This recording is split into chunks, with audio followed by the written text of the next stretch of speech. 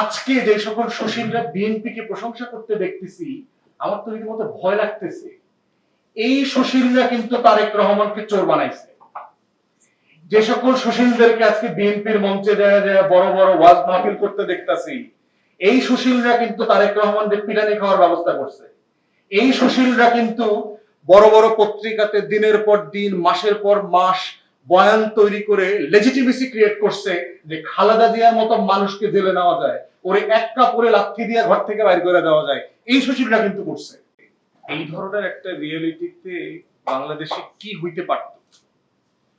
আমরা যদি গণ অভ্যুত্থানের আগে পরের যে উপকরণগুলো বিরাজ করে সারা দুনিয়াতে, যদি কেস স্টাডি গুলো দেখি, সাউথ আমেরিকা, মধ্যপ্রাচ্য এবং আফ্রিকাতে, বাংলাদেশে আসলে দুইটা বড় ঘটনা ঘটার কথা ছিল, যার প্রত্যেকটা উপকরণ এখানে বিরাজমান ছিল এবং এখনো আছে। তার ভিতরে প্রথমটা হচ্ছে গৃহযুদ্ধ। পৃথিবীতে এই ধরনের সিচুয়েশন যখন ঘটে, গৃহযুদ্ধ হবার জন্য যে পাওয়ারফুল সোসাইটিতে সেগমেন্ট লাগে, ইনস্টিটিউশনের মধ্যে যে পরিমাণ ডিভিশন দরকার হয়, অস্ত্রধারী সংগঠনগুলো, প্রতিষ্ঠানগুলোর ভিতরে যেভাবে ক্ষমতার দ্বন্দ্ব তৈরি হইতে হয়, তার প্রত্যেকটা উপকরণ গত বছর জুন, জুলাই, আগস্টে বাংলাদেশে ছিল। বাংলাদেশে একটা গৃহযুদ্ধ লাগার কথা এবং লক্ষ লক্ষ মানুষ মারা যাবার কথা ছিল। বাংলাদেশে কোনো গৃহযুদ্ধ লাগে নাই।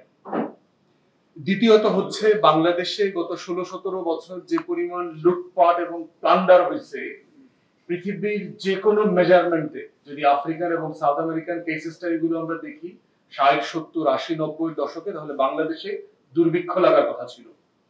বাংলাদেশে দুর্ভিক্ষ হয়নি। এখন প্রশ্ন হচ্ছে, একটা অন্তর্বর্তীকালীন সরকারের আমি শুরুটা কোত্থেকে করব? সে যে বাস্তবতায়, যেই প্রেক্ষাপটে রাষ্ট্রের যেখানে সে দায়িত্বটা নিয়েছে, সেই সাপেক্ষে তো তাকে মূল্যায়ন করতে হবে।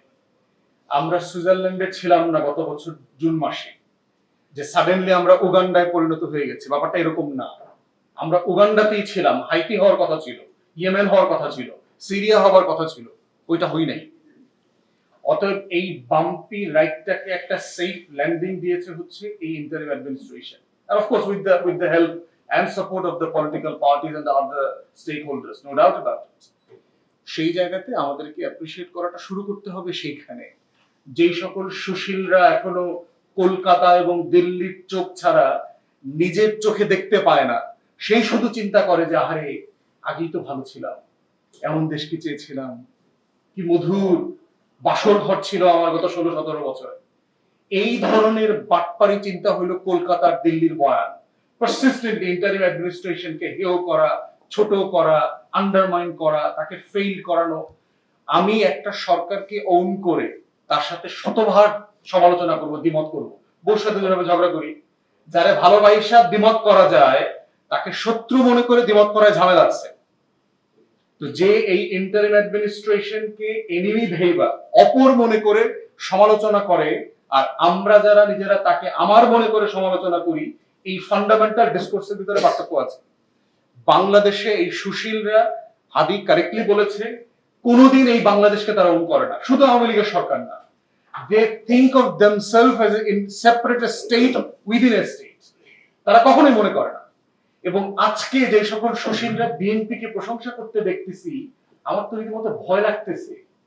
এই সুশীলরা কিন্তু তারেক রহমানকে চোর বানাইছে। যে সকল সুশীলদেরকে আজকে বিএনপির মঞ্চে যায় বড় বড় ওয়াজ মাহফিল করতে দেখতেছি, এই সুশীলরা কিন্তু তারেক রহমানদের পিটানি খাওয়ার ব্যবস্থা করছে। এই সুশীলরা কিন্তু বড় বড় পত্রিকাতে দিনের পর দিন, মাসের পর মাস বয়ান তৈরি করে লেজিটিমেসি ক্রিয়েট করছে যে খালেদা জিয়ার মতো মানুষকে জেলে নেওয়া যায়, ওরে এক কাপড়ে লাথি দিয়ে ঘর থেকে বাইর করে দেওয়া যায়। এই সুশীলরা কিন্তু করছে। ফ্রাস্ট্রেটিং হচ্ছে যে BNP leadership simply in a state of oblivion, তারা ভুলে গেছে বিস্মৃতিতে। এবং এটা হইল বেশি ডেঞ্জারাস, কারণ যারা আগামীতে গভর্নমেন্টে আসবেন, প্রিটি লাইকলি তারা যখন এই স্টেটের শত্রু মিত্র প্রশ্ন ভুলে যায়, এইটা হচ্ছে প্রত্যাশা প্রাপ্তির আলোচনার সবচেয়ে বড় চ্যালেঞ্জ। যে তারা এই অ্যাডমিনিস্ট্রেশনকে যে ভাষায় কথা বলছে, বলা দরকার ছিল, সেইটা সুশীলের ভাষা হয়ে যাচ্ছে। গুড ফেইথে করতেছে, কোনো সন্দেহ নাই। কিন্তু এই জন্য আমরা বোধ করছি যে বাংলাদেশে যদি ইন্টারিম অ্যাডমিনিস্ট্রেশনকে কোনোভাবে অ্যাপ্রিসিয়েট করতে হয়, তাহলে ওটা অ্যাপ্রিসিয়েট করা শুরু করতে হবে যে ওই জায়গা থেকে যে বাংলাদেশে একটা দুর্ভিক্ষ হওয়ার কথা ছিল, হয় নাই, বাংলাদেশে একটা গৃহযুদ্ধ হওয়ার কথা ছিল, হয় নাই, and then on what should have been done, কি কি করবার সুযোগ ছিল, কি কি করা যেত, সেই আলোচনাটা শুরু হতে পারে। তারপরে প্রথম কথা দেখেন যে ফাইন্যান্সিয়াল ইন্ডাস্ট্রিতে একটা ডিসিপ্লিন ফিরে এসেছে, প্রিটি লাইকলি, এক্সপেকটেশন হতো না। ব্যবসায়ী বিজেপির প্রতিনিধি এখানে আছেন ভাই, ওনারা তো বলবেন, ওনার ব্যবসায়ী ভাইদের কাছ থেকে আমি কখনোই মানে কান্নাকাটি ছাড়া আমি বেশি কিছু শুনি নাই। বরাবরই ভাই এটা নাই, ভাই ওইটা নাই, ভাই এটা দেন, ভাই ওইটা দেন, আরো বেশি দেন, আরো বেশি গ্যাস দেন, আরো বেশি তেল দেন, কোনো সমস্যা নাই। এটা স্টেটের সাথে কন্টিনিউ স্টেক হোল্ডার নেগোসিয়েশন চলবে নাগরিকের জায়গা থেকে, এটা নাথিং রং উইথ ইট। কিন্তু প্রিটি বাংলাদেশে প্রতিদিন আপনার গড়ে 3,500 কোটি টাকা করে লুটপাট হয়েছে গত 16 বছরে। আপনি যদি শুধু শ্বেতপত্রে বাংলা টাকায় ভাগ করেন, বাংলাদেশে এখন তো কোনো লুটপাট হইতেছে না। প্রতিদিন ব্যাংক খালি হয়ে যাওয়ার কথা ছিল, তো নাই তো, কারণ এখন আর ব্যাংক লুটপাট হওয়ার মতো ব্যাংকও নাই। 40-এর মতো ব্যাংক অলরেডি হলো ডেট সেলিং এ চলে গেছে। তো সেই জায়গা থেকে ইন্ডাস্ট্রিতে প্রিটি ডিসিপ্লিন ফিরে আসছে। আগে আমরা করতাম 50,000 টাকা নিয়ে ব্যাংকে ভাঙাইতে পারতেছে না, চেক উজ্জ্বল করতে পারতেছে না, টাকা ট্রানজাকশন করতে পারছে না, ক্যাশ মেশিন বন্ধ হয়ে গেছে। কই এই কথা তো শুনি নেই এখন, কোথাও তো এই কথা শুনতে পাচ্ছি না। এটা সত্য, ব্যবসায়ীরা বলছে এলসি খুলতে পারছে না, খুলবে করতে গিয়ে টাকা কই ব্যাংকে। এখন এই যে এলসি খুলতে পারছেন না, এই দায়িত্ব ইন্টারনাল অ্যাডমিনিস্ট্রেশনকে আপনি দিতে পারেন না, আপনাকে তো কালেকটিভলি দিতে হবে। ব্যবসায়ী নেতাদের যখন বক্তব্য শুনি যে অ্যাজ ইফ সব সমস্যার সমাধান শুরু হয়েছে, সমস্যাটা শুরু হয়েছে গত জুলাই মাস থেকে, বাস্তবতা তা তো না। এই ব্যবসায়ীরা বাংলাদেশে ফ্যাসিবাদ কায়েম করবার জন্য যে পরিমাণ মানে মবক্রেসি এবং অলিগার্কি, স্টেট স্পন্সর অলিগার্কি তৈরি করেছে, তাদের তো দায় নিতে হবে।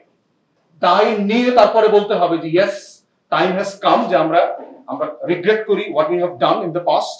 আমরা এখন একসাথে কিভাবে কাজ করব, সবাই মিলে কাজ করব, আমাদের অংশে আমরা কি করব, আপনাদের অংশে আমরা কি করব। গ্যাসের, তেলের এবং যেই লিমিটেশন গুলো আছে জ্বালানি সংকটের, এগুলো নিয়ে কন্টিনিউয়াসলি নেগোশিয়েট করতে হবে। কিন্তু ইকুয়ালি ব্যবসায়ীদেরকে বলতে হবে যে গত 16-17 বছরে ব্যবসায়ীরা যে রাষ্ট্রকে লুটপাট করতে সাহায্য করেছেন, তাদের ব্যাপারে কি হবে। এবং এই অলিগার্কি সিন্ডিকেট ভেঙে দিয়ে জনতার ব্যবসায়ী আপনারা কবে হবেন, কিভাবে হবেন।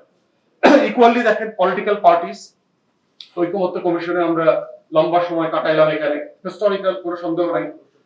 পলিটিক্যাল পার্টির খাসলত বদলাইতে হবে। আমরা সকল রাজনৈতিক দল দেখবেন অন্যের সংস্কার নিয়ে আমরা খুব ব্যস্ত। এই পুলিশকে ভালো বানাইতে হইব, এই আমলারে ভালো বানাইতে হইব, এই চাকর বাকর করা বন্ধ করতে হইব, এই দুর্নীতি বন্ধ করতে হইব, সব অন্যের মানে অন্যের সংস্কার নিয়ে আমরা যতটা বিজি, পলিটিক্যাল পার্টিস গুলো are not yet at all bothered two reform themselves. তাদের সংস্কার নিয়ে তারা মোটেই চিন্তিত না। এবং 31 দফার প্রোগ্রামে, বিএনপির প্রোগ্রামে অ্যাক্টিং চেয়ারম্যানের সামনে এই কথাটা প্রচুর বলেছি, আপনাদের 31 দফার এইরকম যে কত সুন্দর সুন্দর কথা আছে, এর কোনো কথা বাস্তবায়ন করতে পারবেন না যদি এই হলের মানুষগুলো না বদলায়। কারণ ওই হলটাতে দেশের সব রাজনৈতিক দলের নেতারা ছিলেন। এই মানুষগুলো যদি খাসলত না বদলায়, এই মানুষগুলো যদি চরিত্র না বদলায়, এই মানুষগুলো যদি বিহেভিয়ার প্যাটার্ন না বদলায়, এই মানুষগুলো the way they do politics, এটা যদি পরিবর্তন না হয়, তাহলে এই 31 দফা will be written down as the golden aspiration for posterity. Nothing will be implemented. অতএব এই রাজনৈতিক দল এবং ব্যক্তিদের খাসলত বদলাইতে হবে। আমরা আসলে রাজনীতির নামে কি করি কি করি না। বুদ্ধিজীবীদের কথা বলেছেন, প্রাপ্তি প্রত্যাশার জায়গায় হাদি বলেছেন, কারেক্টলি বলেছেন। বাংলাদেশে সে নাকি এমিরিটাস প্রফেসর, বাংলাদেশে 5 ট্রাক বই পড়া মূর্খতার স্টেটমেন্টও আমরা দেখছি। শাহবাগের মতো বুদ্ধিজীবী তার নামে ফ্যাসিবাদও বাংলাদেশে আমরা দেখছি গণজাগরণের নামে। বাংলাদেশের 4 তারিখও একজন এমিরিটাস প্রফেসর লিখতেছে যে এই গণ অভ্যুত্থানের নামে যা চলছে, এই আন্দোলন সংগ্রামের নামে, এটা বাংলাদেশকে নাকি ভিন্ন খাতে প্রবাহিত করবে, 71-এর অর্জনের বিপরীত দিকে নাকি চলে যাবে। বলার চেষ্টা করতেছে ইন্ডিয়ান ডিসকোর্স, যে আমরা ইন্ডিয়ার বলয় থেকে বের হয়ে যাচ্ছি। তার কথার বক্তব্য হলো তাই, যে জুলাই আগস্টে যা হইতেছে এটা নাকি ইন্ডিয়ান বলয় থেকে আমরা বের হয়ে যাইতেছি। এই বুদ্ধিজীবীটাও তো আমরা দেখছি। কই ঢাকা ইউনিভার্সিটি থেকে আগে তো লাক্ষি বাইরে বাই করে দেওয়া হয়নি। এই ধরনের বুদ্ধিজীবী আমি ট্যাক্স পেয়ারদের টাকা দিয়ে কেন চালাবো, কেন পুষবো?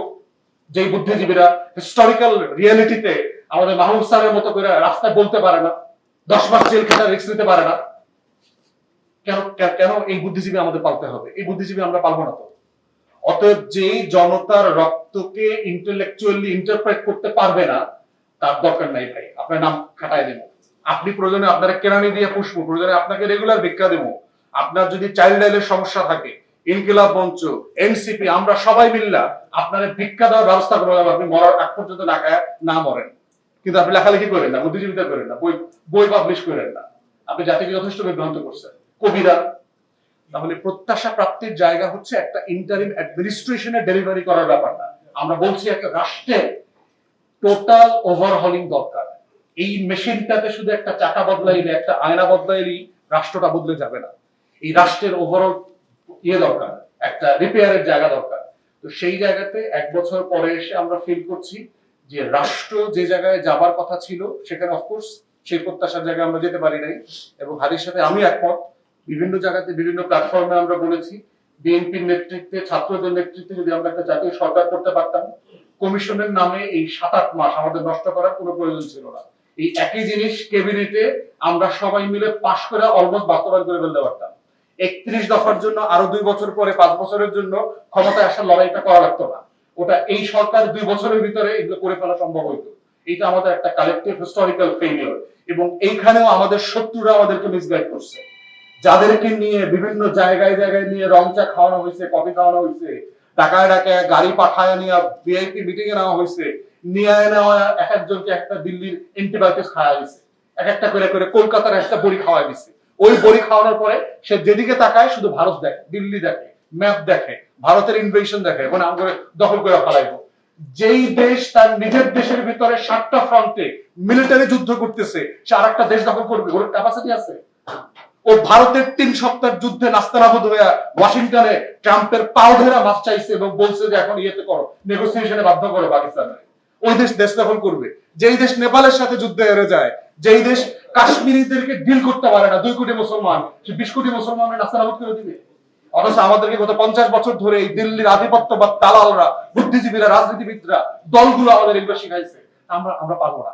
আমরা ছোট দেশ, এই বিশাল দেশ, একটুক দেশ ধরে নিলে কি করবো না করবো, এগুলো আমাকে খাওয়াইছে।